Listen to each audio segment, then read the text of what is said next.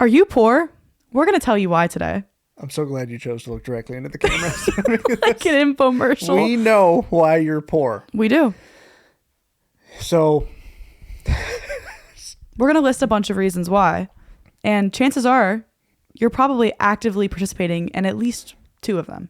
I know we're making light of this right now, but the reason that you're struggling is more than likely in this episode, and we're going to have a solution for you.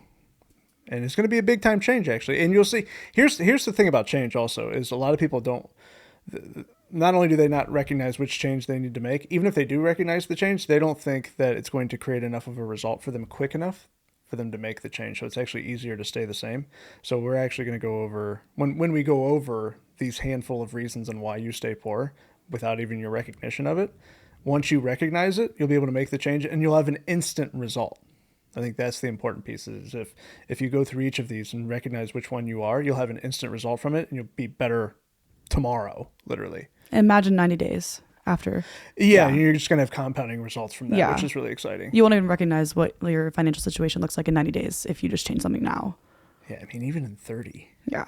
I mean, that's actually what's crazy about this. So, okay, the absolute number one that I see without question, especially in young people, especially in people below 30, if you're above 30, there's a good chance that you either have a house, you maybe have an asset or some sort of savings. But if you're below the age of 30 and you're poor, most commonly I see two things. One, you have a car payment, and two, you rent your own apartment by yourself, which is a great way to keep yourself poor, because the car note, not only just a car note, they typically have two. Because why have one car if you can have two? Because the society in us, what's been built into us is we need to replace a car every 3 to 5 years. And if the old one's not even bad enough yet, we just go get a new one because we justify to ourselves why we need a new one. Oh, I'm going to put many miles on this one, so I'm going to get another one as a daily driver, and then I'm going to use this. That way I can put the miles on this, but this will hold its value even though it's not going to. I see that all the time, especially in my car people. You used to be a car person. You were a big car guy. You still are a car guy. Ask me how I know. Okay. Because I experienced it. I was 23 with a Z06 Corvette and a daily driver Cobalt with the intentions of getting another one. Okay, so... Like, that's 3 huge liabilities that were only going to steal from me for the next 5 to 7, 8 years. I would assume that a big change you made would have been getting rid of some cars and yeah, rearranging that situation. So what did you do to rearrange that situation? How did you change that? First thing I did was sell the Corvette. Okay. And then if you've listened to any of our other podcasts, you know a little bit of my story. We highlighted my story. Like, that's right around the time that I let everything go and started trying new things, and then fought homelessness for 4 or 5 years. That way Aisley didn't have to. Thank you. That way I could just pass the wisdom to you and you didn't have to experience it. And then, got the first business like really up and running, and then, been full-time in real estate for a decade now. So that was really the first step. The first step was recognizing that not only is this stealing from me today and right now, but the lost opportunity cost from the money being spent on it is now going to cost me money and opportunity for the next 10, 12, 15 years. Okay. From one car, it will take a decade of your life. Wow. Okay, so what about the rent situation? So the rent situation is people typically over rent in the beginning. They either rent too early or they over rent. Okay. Right? Now, there's always going to be situations where, like, hey, you're 18 and you got to get out. I get it. And you got to live somewhere. But combining incomes with friends and acquaintances or people that you have the ability to live with is extremely wise, in my opinion. And or if you have the ability to rent and you happen to have the ability to buy and you choose to rent, I don't think that's wise either. You're going to have... This is the endless battle. Should you rent where you live or should you own where you live? I am in the camp of you should own where you live, because if you're young, especially, you can buy something or be involved in something that you can have rooms rented out to other people or another unit rented out to other people. And now your living expenses have been cut in half and or possibly eliminated in the space of where you're actually living. So I think that's really wise. So most people are going to call that house hacking. I don't care what you call it, but I just know if you have the ability, right, to get into something and someone else can be in that similar space with you and take the expense while you get the benefit, you need to do that. Okay. Are there any exceptions to that rule? Exceptions to that rule, in my opinion, if you are, so you and I talked about this. I also Yeah. talked about it with your dad. Okay. Is that I didn't want you to house hack. Okay, why? So 2 reasons. One, you had the financial capability and the income and the wisdom and the experience to graduate through that quicker. Really quick, I feel like we should note that I just bought a house for anybody who hasn't watched. So that's what we're talking about. I just bought a house. That makes sense. That we needed that context. That does Yeah. help. Yeah. So now that you've purchased your first home, you're in your house, you bought it well, you have instant 30, 40 grand in equity, in my opinion. Like, you've created money out of thin air, right? You've Yeah. had the ability to do that. If you have the ability to do that, I think you should do that, right? Because you're creating money out of thin air. And you know a little bit more about what you want to do in your life, which is also important. Most 18 to 25-year-olds don't have that. That's why I didn't think house hacking made sense for you. Because I have the capacity to have somebody else live with me if I wanted to. Yeah, and you want to buy rental properties and other investments Yeah. here soon. Like, you understand assets and liabilities more than other people your age, without question. So I felt like you had graduated past that. So you're a unique situation. So if you happen to be listening to this or know someone that fits a similar criteria, like, I think you can skip house hacking. But if you're somebody who is literally just trying to get out of the house for the first time ever, you're not experienced in financial literacy, and you're just trying to make ends meet, like, you should have other people around you. That way you guys are pooling your income together and making rent cheaper. That way you can actually spend on something that comes back to you. Okay. So the biggest argument to this we will get is either young people or people who just don't have the credit score or the experience to buy a house financially. What would you say somebody should do if they want to buy a house, if they don't think that they can yet? So they should start focusing on their skill sets. Okay. Because the number one creator of your income is your skill set. Yeah. That's it, right?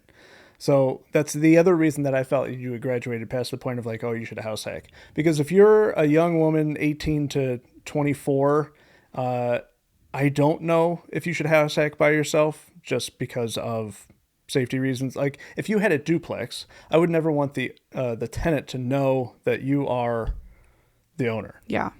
right? Yeah. Like, I would want management to separate from that. I think that's wise, because what ends up happening is if you're living there alone and you've got somebody in the other unit who's knocking at your door at 2 a.m. if there's a problem. Yeah. Like, I would never want that to happen.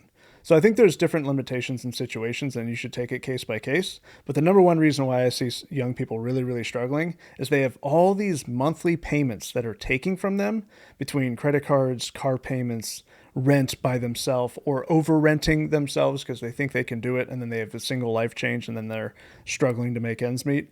That's the number one. And then they go into debt further to, like, sustain their lifestyle. That's the number one reason that I see young people struggling. Second reason we have is you're worried about your credit score. Yes. People and what we mean by that is that people put their credit score, they value their credit score more than their own financial health. Okay.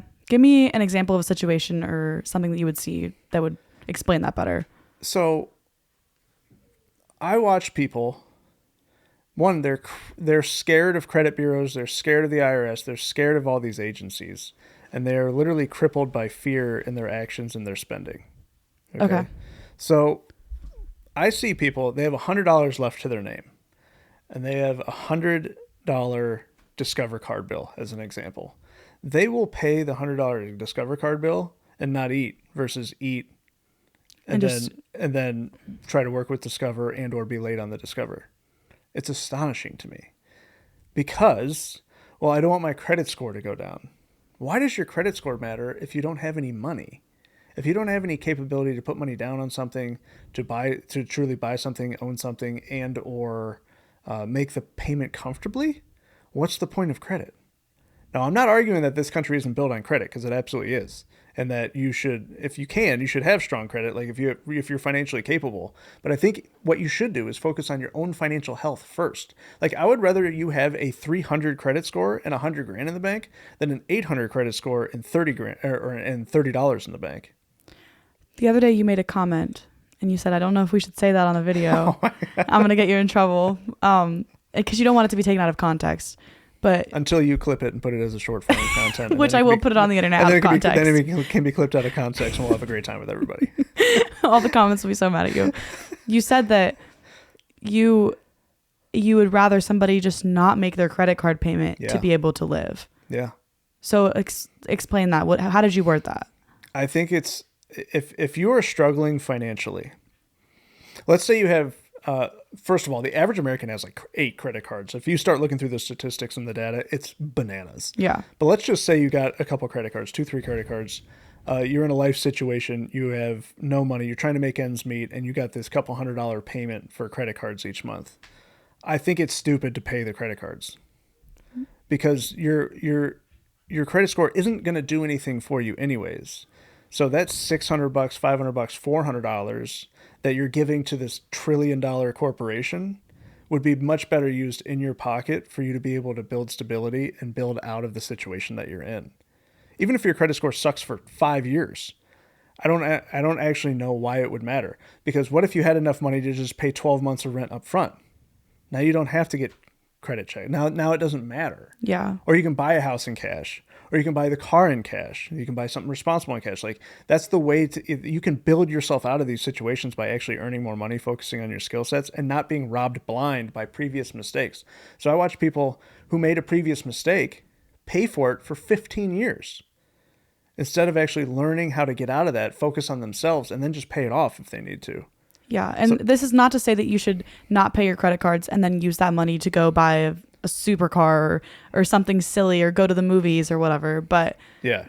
This is when you're in survival mode. This is not I'm like tired of paying. You're middle class or lower middle class and you're just tired of making credit card payments. Yeah. This is when you're in survival mode and you have 3 credit cards that equal a few $100s and you're trying to choose between rent, food, and credit card. Like credit card should absolutely be last in my opinion. I don't understand why the people have so much fear around their credit score being low, because most of the most wealthy, successful people that I know have gone through bankruptcy where your credit score is dirt or lower than dirt. How do you feel about the idea of paying for self-education on a credit card? Paying for self-education on a credit card? So say somebody wanted to purchase your course and they didn't have the money and they were like, I'll just put it on the credit card. How do you feel about that? So that, to me, that's focusing on your skill sets. Yeah. Right?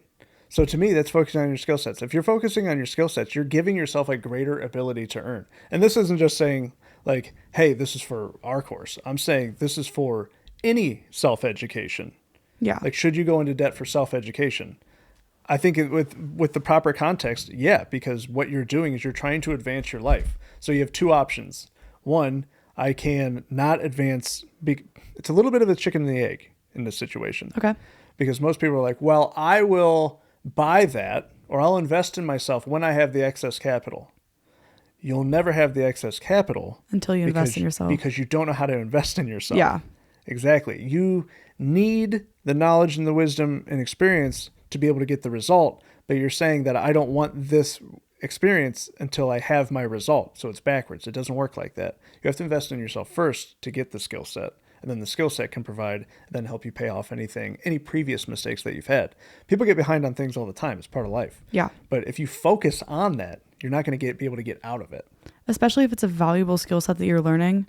Yeah. If you take yourself and apply yourself to I almost feel like putting it on a credit card would apply the pressure to you to take that skill set, learn it, and use it. Depending on the personality type, yes. Okay. Some people are going to get in debt and just be crippled by fear and become completely stagnant. Yeah. Other people are going to go, I got to make that payment. I'm going to get to work because I got the wall behind me now. Yeah. So it really depends on the personality type. Okay. So you're saying... But it can be absolutely beneficial, yes. All right, so the overall point we're making here is the credit card, your credit score is just not important. Your credit score is not important. Okay, in the grand scheme of things. Here's the thing about credit score and banks. Banks are going to give you money when you don't need it. And when you need it, they're not going to give you money.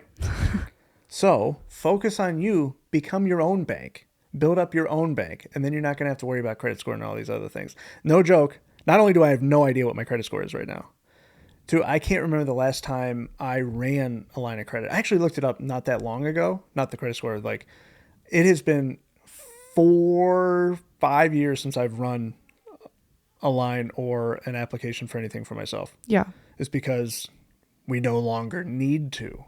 When you started, you had bad credit because you had all those credit cards through college and things like that. Yeah. Yeah. How did you get your first property if you didn't have a good credit score? Yeah. Oh, I guess you don't need a great credit score. Okay. Perfect. Yeah. Awesome. I guess you don't need to worry about the credit card payments, the student loan payments. I could throw that one in. Most people skip their student loan payments before credit card payments. Yeah. Which actually, ironically enough, doesn't really make sense to me. Okay. Because the student loan payment is typically amortized, so it's on a plan. Yeah. It has a minimum payment that'll actually get you to a payoff date. Meanwhile, a credit card takes 50 years on average. If you didn't know that, look it up. It's on the back of your bank statement, or it's on the back of the credit card statement. They have to disclose that now. So look on the back of your statement, and you'll see if you make the minimum payment, how long on average it takes to pay it off. It's going to be between 35 and 50 years. And the student loan also is typically a much lower interest, like a fraction of the interest. So you would think you would skip that one. Yeah. Skip the high interest and pay that one down. But whatever. Okay. People make their choices. People make their choices. Okay. Another big one that I see is people focus so much on budgeting that they never actually focus on creating more. And what that does is you end up practicing financial minimalism, which is stupid. We did a whole episode on financial minimalism and why it's stupid. We're not going to dig that hole today because it is such a deep one. But go watch it if you want to understand more about what financial minimalism is and why it's bad. You sure you don't want me to dig that hole? You can dig it slightly so that they understand, because they do need context if they don't know. No, so financial minimalism is stupid. But people need to be forecasting, not budgeting. Okay, so just define budgeting and define forecasting. So budgeting is where you are limiting yourself. Like, I don't want to spend over X amount per week, as an example, or per month. I'm trying to stay on this budget. That's like the most common thing that you hear. One of the most common things that you hear in the money world. Yeah. What I almost never hear about, which is what the rich practice, is forecasting, which is I plan to spend money here. So if you plan to spend money somewhere, not only will you stay in creation mode, so you will be working through these problems, creating new solutions for old problems, and make more money, because that money has to be forecasted out. And when it goes out, it goes into an asset in which the money will come back and then be able to replenish itself. Yeah. That's what's so important about the difference between budgeting and forecasting. So poor people budget. So if you're struggling, or if you've ever thought, like, I can't spend more than this week, you're budgeting.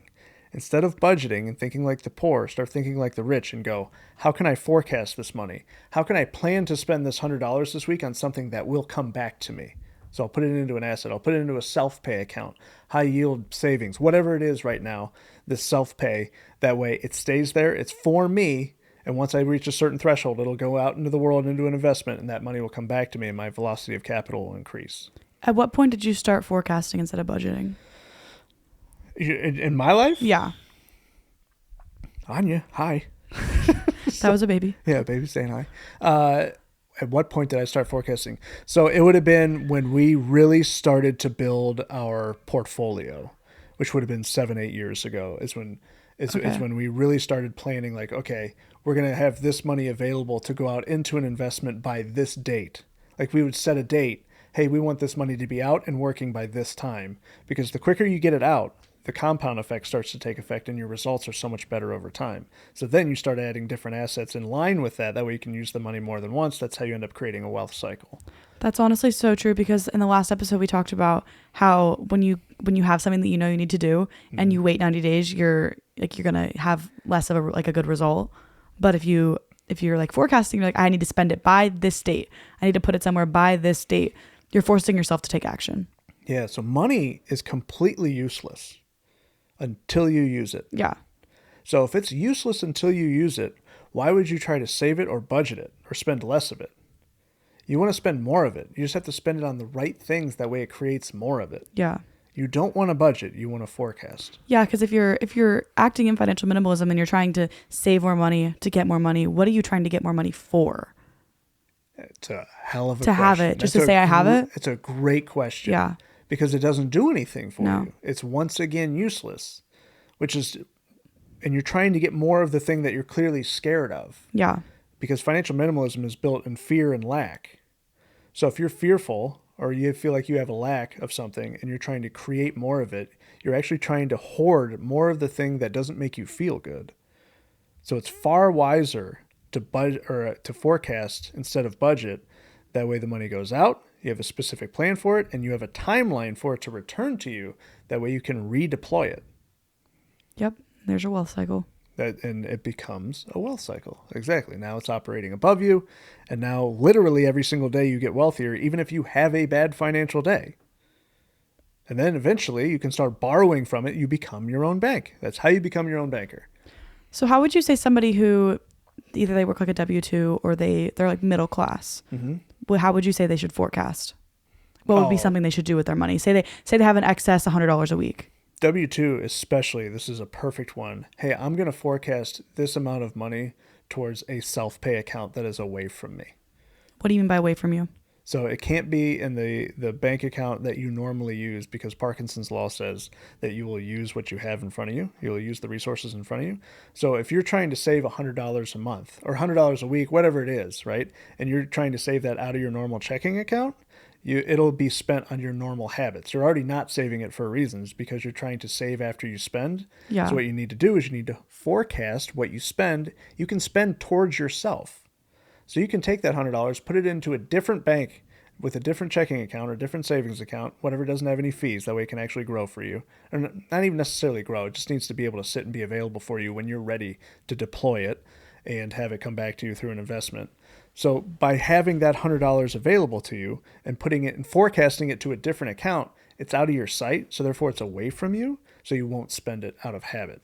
Because what you're normally looking at is what will get spent, and that stays the same. But now you're going to have this account that's growing that only gets larger because it doesn't have expenses out of it. That's how you pay yourself first. I have so many friends, people that I know, where every single 2 weeks, like clockwork, they know exactly how much money they have in their account, and they're like, oh, I have $50 left. I get paid tomorrow every single week, and it amazes me. Yeah. Like, if they just would do this and take, even if it is $50, say you have $50 at the day before every time, start with that. As soon as you get paid, put $50 in a different account. Would you like to mention them by name and tag them? That way they know. No. No, would that not be healthy? No. So what is happening? So they're in a habit loop, right? So and they're in a rhythm, so they're not changing. And the other thing that's happening here is that they aren't recognizing the flaw in their actions. So they are living for Friday or for next Friday.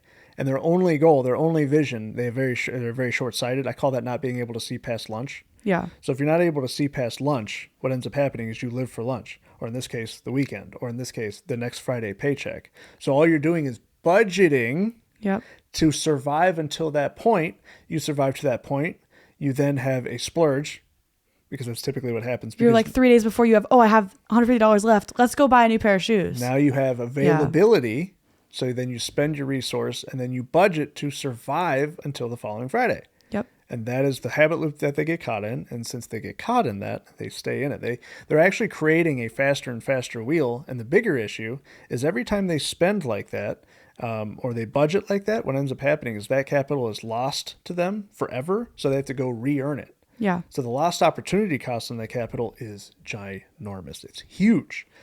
And this isn't to say, because the biggest argument to this is always, like, from the people that I know or the spaces is always, well, just because we don't have a lot of money doesn't mean we can't enjoy our lives too, or like go out and do things. Yeah, no. That's not what we're saying. We're not saying don't go do things. We're saying maybe do one less thing so that you can put that money, instead of, the 3 days before you get paid, go spend it somewhere silly, put that money into a different account so you can create more money later. One less bar tab, one less weekend of nicotine, one less party, one less going out to dinner will result in thousands and thousands and thousands of dollars of compounding growth. And then you can take that money and put it somewhere else. Yeah. And when you invest it, later you'll be able to add that one more bar tab. All you got to do in this situation is take one step and put it into a bank account. Go open a new bank account at a different bank that you don't have access to, like just through your app or through your phone with a transfer or a debit card. Don't get a debit card, and just put that in there once a week. And you'll be blown away about how quickly it grows. And then you'll be able to use it on something that actually comes back to you. That's how I started when I was 16. Mm-hmm. When I was working, I worked at a Little Caesars, a little pizza shop. Hot and ready, baby. Hot and ready. When I worked at Little Caesars, I want to say my paychecks every 2 weeks were like $400, $450 or something like that. Mm-hmm. And every single time I got paid, whatever my paycheck was, I would take 20% of it because of the time I was living with my parents. Mm-hmm. And I would take immediately 20% and put it into my savings account, and I wouldn't touch it. So we'll end this specific topic with this thought, and that your self-pay cannot be a 401k. Yeah. Because you have absolutely no control over it. And if you want to not get rid of your 401k, fine. But you have to have something that you have control of that is liquid and available to you to capitalize on an opportunity. It cannot be in a retirement account that you don't have access to. And or if you pull from it, because my people are going to be like, I'll just loan from it. If you pull from it, it loses its compounding growth and then it's completely worthless. So that is unacceptable as well. It has to be something that you have access to that you control. And if you're confused or you're angry at that statement, we have a video on that too. It's called 401k is the devil. Go watch it. Okay, the unscalable. This is where the middle class is most delusional, is that they try to trade time for money.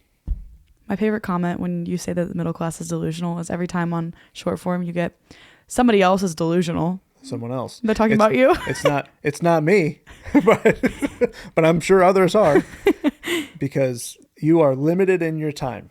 Yes. So if everyone's got the same 24 hours, and if everyone traded their time for money, everybody would have around the same amount of money, depending on how much they work. But that's not actually how money works. You get paid for value, not time. And a great example of this is any professional athlete. They play for 3 hours a day, 2 hours a day. Sometimes they have days off. How much do they make? Hundreds of millions of dollars a year. How much do you work? 8, 10, 12, 14 hours a day, potentially 6 days a week. How much do you make? 60 grand. It's not by time. It's by value. It's really, really difficult to replace someone at a high level in a professional sport that's creating billions of dollars in revenue consistently. Meanwhile, if you look around you right now, if you're in a cubicle style job, this is how it really hit me. I looked around on our sales floor and I looked around. There was 500 other cubes. There was 500 other Todds sitting next to me at the exact time. If I quit, they took one of those $4.99 and put them in my cube. I wasn't valuable. I wasn't creating any value. I was just spending time there. That's the problem. So most people, they want to try to create more capital by working more or working longer. And now I'm not saying that there aren't hard times and there are difficult times where you're going to have to work more, especially to create value. But if your whole idea is to always trade time for money, you will always be limited in your growth and you'll always get a diminishing return over time because you're not always going to feel good. You're going to get older. You're going to get less productive. So therefore, for you to ever get rich or for you ever to become financially free, you have to stop trading time for money and start recognizing that value is what actually gets you paid. So how do you create more value during the time that you work? That way you can actually get paid more. I feel like a lot of the time you'll hear like friends or people around you, they're like, oh, well, I want to do this, so I'm going to add another shift next week. Oh, man, the dogma in that. The dogma. The dogma. Oh, well, I'll just ask if I can pick up another shift, or I'll ask if I can have somebody else's shift if they don't want it on the schedule. And then they work a double instead so that they can afford to do something. Here's the best part about that. If they forecast instead of budget, that would be super valuable. Yeah. Because they would have extra to put into their account that they control that can go out to an investment and come back to them. They would actually secure their freedom or quicker by doing that. But just like you worded that, they're doing a double to be able to afford something. Yeah. It's just a thing. If you're working the double and you're working more shifts so that you can take that money and invest it, if you're trying to free yourself later, that's different. It's not the same thing. That's seeing past lunch. Yes. But if you're just working a double because you want to take a vacation in 2 weeks. Oh, it's even tough to listen to that because it's exactly why the double gets worked. Yeah. Or I'll pick up an extra shift too. And all of these can compound negatively together. So you can be budgeting, right? So you're trying to live below your means, but you won't. You're working extra shifts to try and pick up extra to pay for a credit card that you have because you bought a thing. Yeah. See how that just sped up the rat race wheel faster? Like your struggles only grew. Like your benefits didn't grow. Yeah. Only your downside did.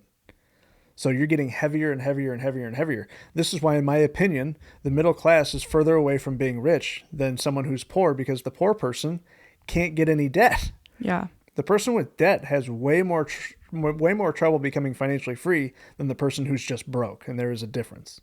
And time doesn't scale. Time doesn't scale. But you know what does? What?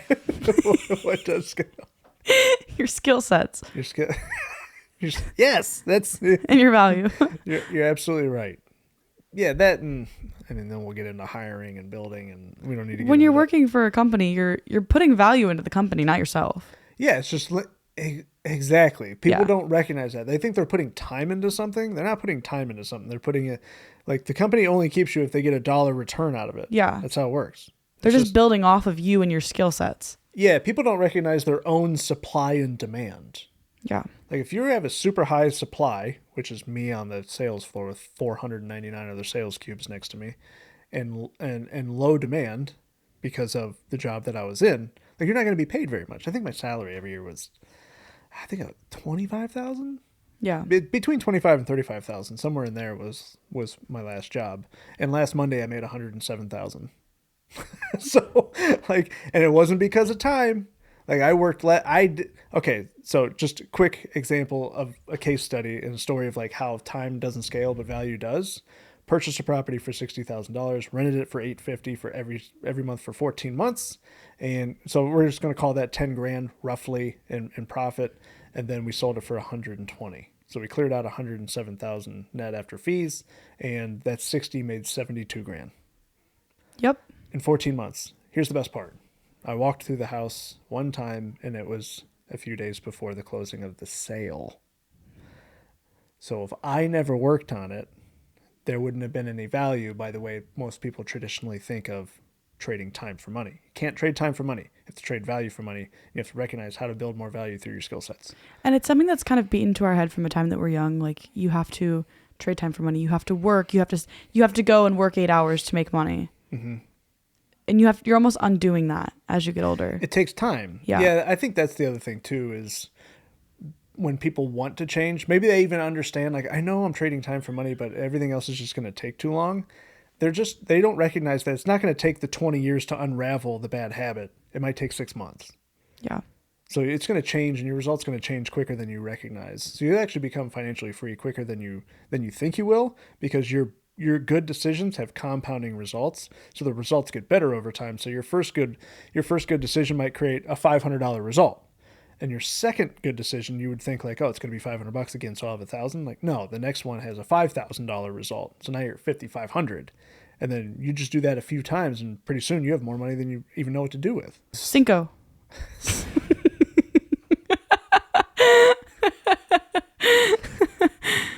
Cinco is people don't recognize that money is a relationship. I think this should have been number one. Think so? I think this is probably the most important one. I don't disagree with that because this actually plays into everything else. Yes, everything is based off of the fact that money is a relationship. And if you don't understand that, then it doesn't matter what you do to fix the rest of them. I guess if you're fixing the rest of them, you're fixing your relationship with money without even knowing it. Correct. Yeah, you're not necessarily aware that you're fixing a relationship. And the way that I like to paint a picture for people with this is, you ask the question, you ever had a needy friend? Yes. You ever want to be around the needy friend? No. So why would money want to be around you? So true. Yeah. So if you're needy for money or you're disrespectful to money, just other examples of, if you're disrespectful to your girlfriend or your wife, you're probably not going to stick around. If you're disrespectful to your boyfriend, probably not going to stick around, right?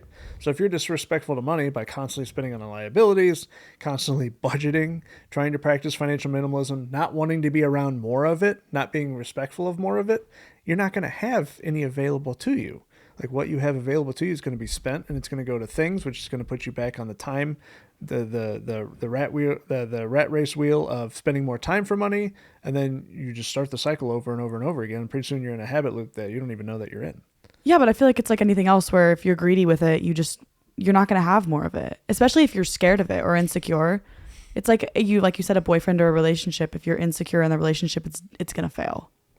Yeah, and the insecurity is where it's internal with you. So most people, they get mad at money. Yeah. Or they say money's evil, or money is money is the root of all evil. Money is some sort of problem. Like there's a number of things out there that people say that other people in pain, especially financial pain, will latch onto. But the key to the understanding this is they're in financial pain for a reason. It's not because the money did anything to them, because the money's not doing anything to them. If you put money on a table, it doesn't go anywhere. It doesn't do anything. I feel like a lot of people also have a financial trauma for money. For sure. Like growing up, especially if you grew up poor or even middle class, there's always a fear of talking about money. Nobody ever talks about money. There's a stigma around it. Oh, so what you're saying is just the topic of it being so taboo Yeah. actually causes a bad relationship with it because, it doesn't have any communication. Yeah. Or the opposite is it's talked about so much, but it's talked about in a negative way that it's beaten to your head that it's negative. Mm-hmm. Like if you grew up and your parents constantly fought about money or fought about how they were spending money, you're bound to have a bad relationship with money. Yeah, because they're trying to budget, but one's spending. Yes. There's never enough. They're trying to get to the weekend. They're trying to get to that Friday. The old adage, money doesn't grow on trees. Yeah, or parents are sharing, the old, or money doesn't grow on trees. Or parents are sharing their finances with you, but they're making you feel like you're like, if you are built, your family's poor and they're like, we're poor, we can't afford to do this, we can't afford to do that. You're going to have a bad relationship with money. You're going to be scared to spend money because your parents were scared to spend money. Yeah, it feels like a scarce commodity. Yeah. Which goes all the way, like we said, these all correlate together, which correlates back to trading time for money, because the only actual commodity that is scarce is time. Yeah. Yeah, because dollars get printed more every single day. I feel like there's a statistic that like married couples, the like leading cause of divorce or like arguments is money. Oh yeah. Yeah. It's a huge statistic. Yeah. It's 80. It's not necessarily the top reason, but 80 to 90% of divorces and breakup have financials listed as a reason. Not necessarily the top reason. Yeah. But it's listed as a reason. Think about that. And like you said earlier, most of the time, like the people who are having these issues and they are like, money is a cause like of our divorce. That's like the root of our problems. They want more of it. It's very interesting. You want more of the thing that's hurting you. You want more of the thing that you're so uncomfortable with that it's causing you problems. Yeah. Because people don't understand that it's a relationship. It's not this is just a thing and a tool and that's it. I do believe that money is a tool. I'm not arguing that. No, it's a tool and it does have value, just not in the way that people are thinking. And if you think of it like any other tool, if you try to build a car and the only thing you have is a hammer, it's not going to go very well. You're disrespecting the tool. You're using it in the wrong fashion, right? Yeah. So money to be used as a tool has to be used in the correct way. So then the question becomes, well, how do I use it in the correct way? That's when you become more financial literate. Like you start studying money, you start understanding when it goes somewhere. I can ask myself the question, if I put it into this, does it come back? So if I go buy a liability, if I go buy a car and I'm not ready for it, all the way back to our first example, if I go buy a second car, I already have one that works, but I want that one. Yeah. Am I going to have a compounding positive result or negative result from my money? Well, it's going to be compound negative because now you're going to have to trade more time to pay for it. And then the second it has an issue or there's an issue with the other one, now that lost opportunity cost just grew again because you have to pick up another shift, the secondary shift, to pay for something, a thing that is already taking from you, to your point earlier. Yeah, and it's not something that you're going to wake up and you're going to, I know how to spend money now. I know how to use money. Yeah. It's like everything else in life. If you want to be good at it, you have to practice. If you want to be rich, you have to practice using your money well. Yeah. That's all right. Last time you tried something for the first time ever and you were a master of it. Can you remember that time? Everything I do. I'm great at everything. I'm the best at everything. Yeah. Silly goose. Yeah. So every time, like whatever hobby you have, right? So you're good at volleyball. Yeah. How many hours do you think you've played volleyball? I can't estimate hours, but I can tell you that for my first 2 years of volleyball in middle school, I spent probably 2 hours a day for like 4 months straight for 2 years and was awful. And you were still bad at it. It took like 3 years of really practicing to get to the level of good that I would make a team, like a good team if I tried out for it. Right. Yeah. Exactly. So my next question is usually how long have you practiced money? And most people stare at me with a blank eye like, you practice money? What do you mean practice money? Yeah. You've never practiced it before. You've never sat down and watched a video and learned about money. Anything you are good at, you've practiced with. Yeah. And then everybody else is sitting down and going like, well, money's evil or money's bad or it's corruption or it's a problem because I'm not good at it. But yet they've never practiced it with a single conscious thought ever.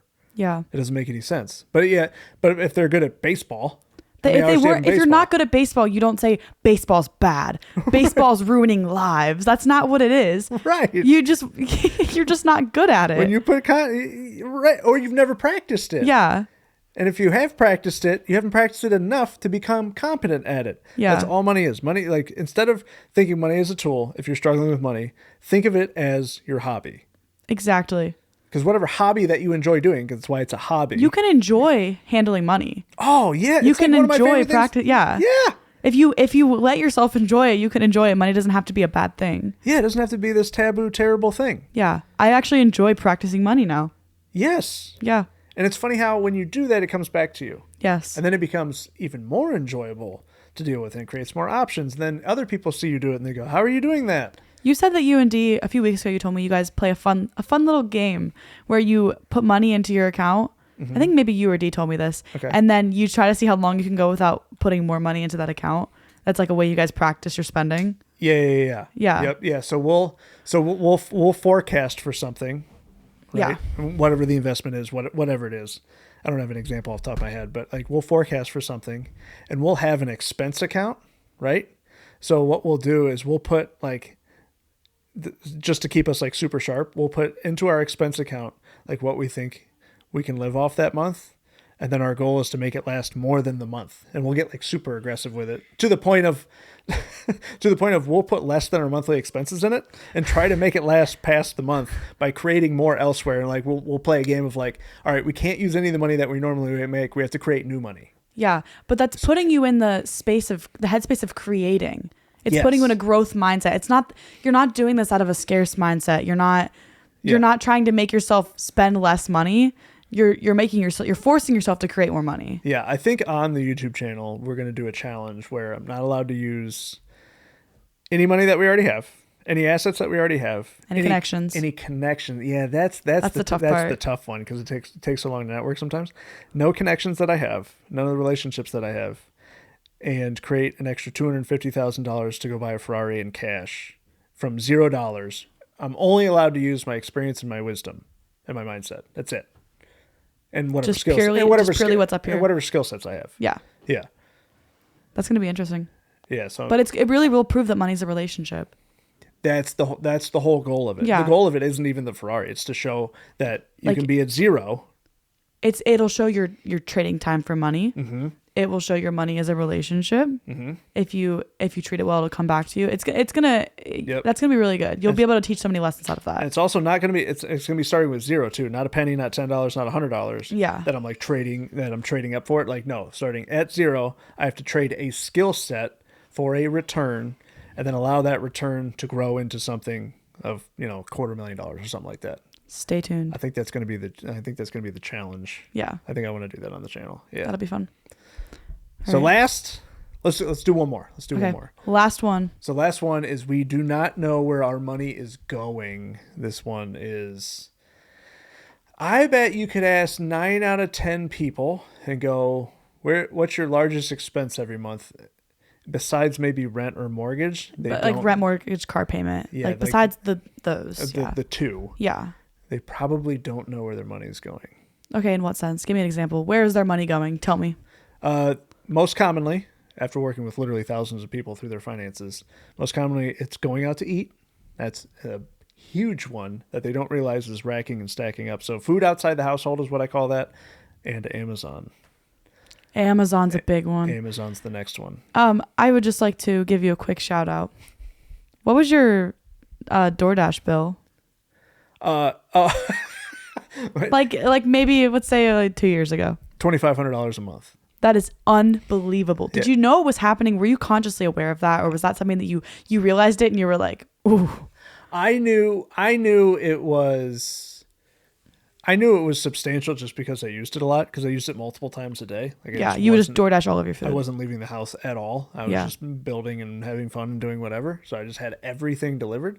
So I knew it was substantial. I didn't know it was $2,500 though. But yeah, my DoorDash bill on average for this is 3 years ago, for the first 12 months of being here, was on average $2,500 a month. Yeah. So I spent $30,000 on DoorDash 1 year. That's unbelievable. That's some people's entire year's salary that you spent on DoorDash. That's my old salary. Yeah. Yeah. Yeah. That's unbelievable. Yeah. That being said, DoorDash used to have some like really good deals. There's like no good deals on DoorDash anymore. Yeah. Like a Chipotle burrito is like $22 delivered now. It's like That's ridiculous. yeah, that's like that's stupid. Like I don't want to be like money's a relationship. I don't want to be disrespectful. Yeah. So the first year there's no that is not worth $22. No. It's not that you have a fear of spending $22. It's that it's a Chipotle burrito. Yeah. And you know, they've added a bunch of like fees and stuff like that. Yeah. But yeah, $2,500 a month was my average DoorDash bill for the first 12 months of being here. But now it's literally zero. I never use it anymore. Okay, so how would you? They lost a top customer. They did. Yeah, I had to be a top. They customer, had to right? fire somebody in the office because you just cut their $30,000. They lost a yearly salary. Yeah, because of me. They lost an employee on that. Yeah. What would you say that the average person what does that look like for them?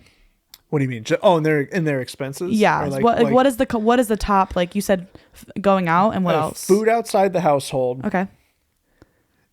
There's actually two different categories to that. Food outside the household is for most people. Yeah. If they go out a lot and they like to drink, it's actually alcohol.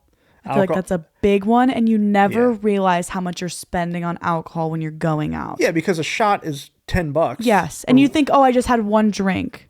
Yeah, exactly. Yeah, you just had one drink, but it was $15. Exactly, and you do that a couple of times a week, and pretty soon you've spent a couple $100. Yeah. I mean, you can definitely spend a couple $100 in a weekend or in a night. Yeah. But let alone, you compound that over a month or a couple months. I can't even imagine how much some that, people spend in a year on just drinks.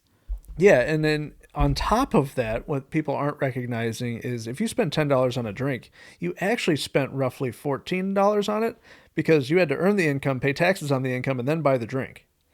Yeah. So you actually spent $14 or $15. Well, if you want to, we can go if you want to go on down the line of the lost opportunity gas costs. of how much and them getting there, the time that they're spending at the bar. It's a $25 drink. Yeah. Yeah. Yeah. For some people, it's more. I wonder how much a drink at a bar would cost you. And to numb themselves. Yeah.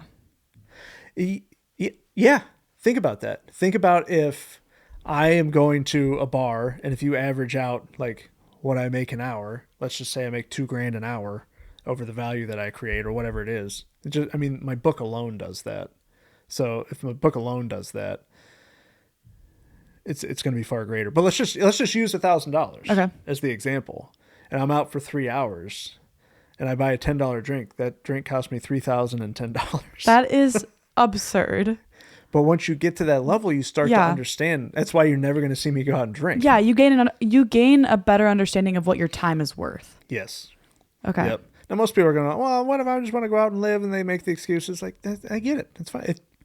It's your decision. I don't want it for you more than you want it for yourself. Spend your time how you want to, but just understand the effect of how how it affects your life. Yeah. If you're aware of what you're doing, yes, it's a success. If it's something that you value in yourself and you're spending that time, that's fine. If you're aware of it and you are actively choosing to do it with an understanding of what that time costs you, that's fine. Yeah, but if you are trying to budget to survive till Friday and then upset about it and mad at money and mad at your employer, that's different. That is the ultimate failure. Because I hear that a lot. I travel a lot, and I hear that a lot. You travel a lot. I've taken 25 flights this year so far, and I still have like 7 more. That is amazing. Yeah. So I've taken 25 flights this year. I've traveled a lot. While having more money than you've ever had today. Yes. Ever. But a lot of the time, people, especially people who are close to me but not close enough to understand my financial situation and how I make my money or just how I live, they're like, you're spending so much time traveling. You're gonna be poor. You're gonna lose all your money. Yeah. That's a big thing. That's something that I deal with a lot is people telling me that I'm not gonna have money. I need to cut back on my traveling. Like when I bought my house, everybody said, you are going to stop traveling because you have bills now. Wait till the house has another comma. Yeah. Yeah.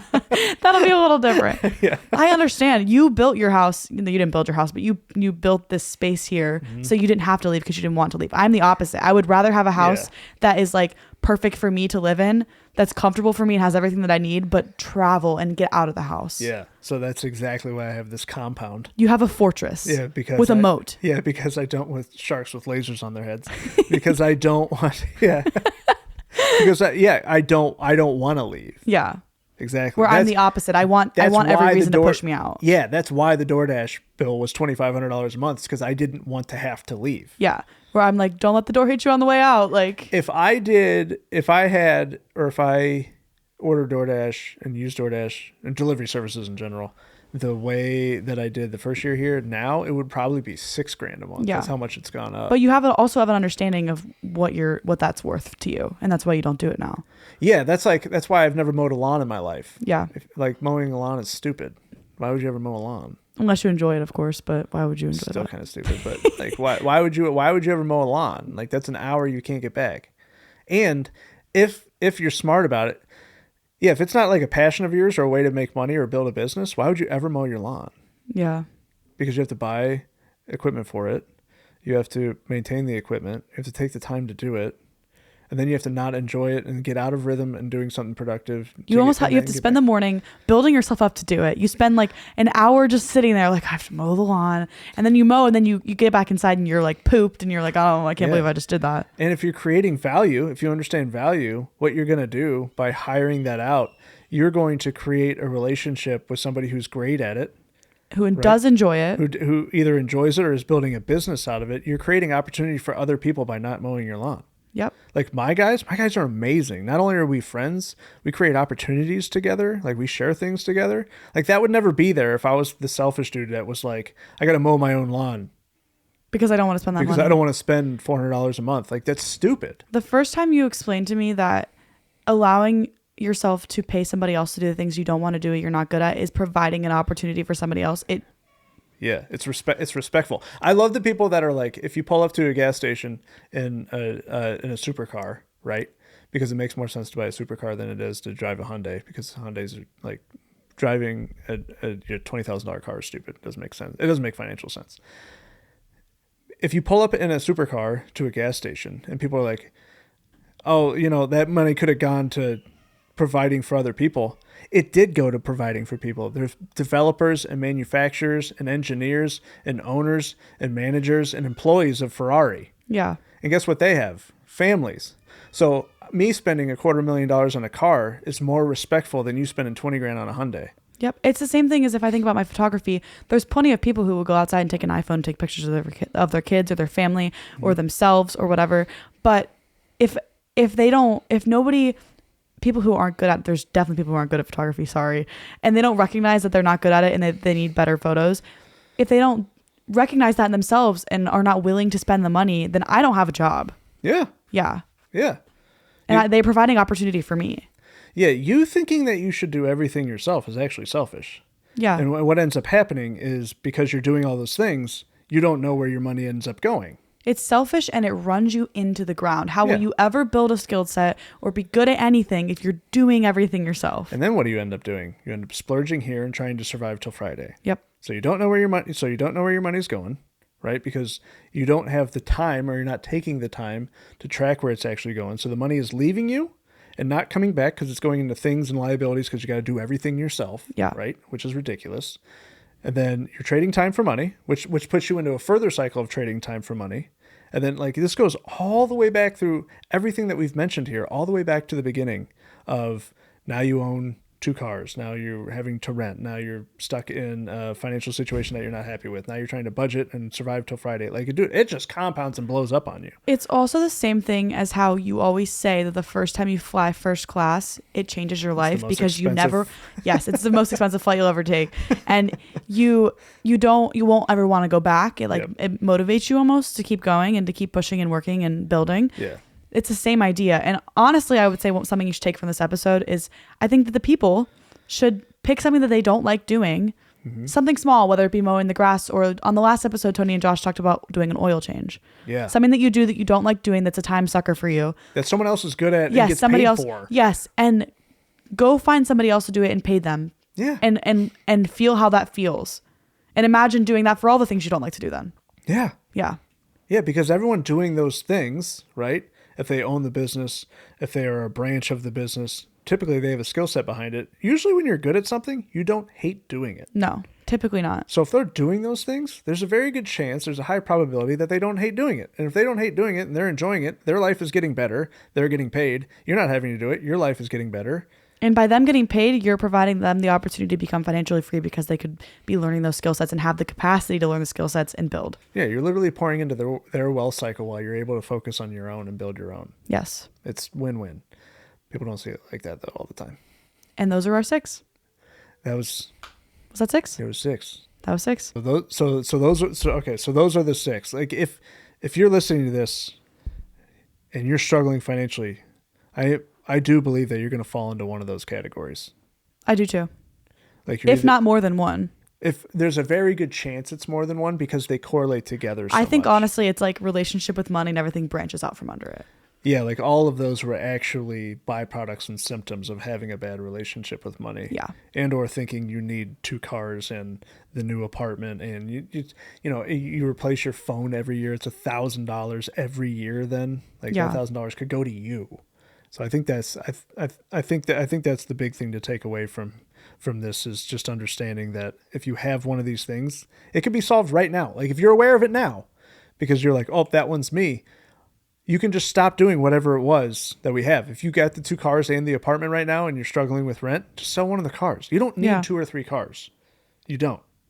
If you're a 2-car household right now, think of how to get down to 1 or think of how to pay 1 off. And then fix your relationship with money and you can have 5 cars later. And exactly, because it's going to come back and pay for itself. It's going to end up being free for you in the long run. Yeah. That's a wrap. That's a wrap.